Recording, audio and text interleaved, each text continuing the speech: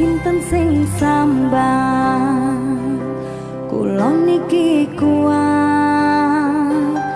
ning pas we ninggal lunga wektune mboten tepat lagi bunga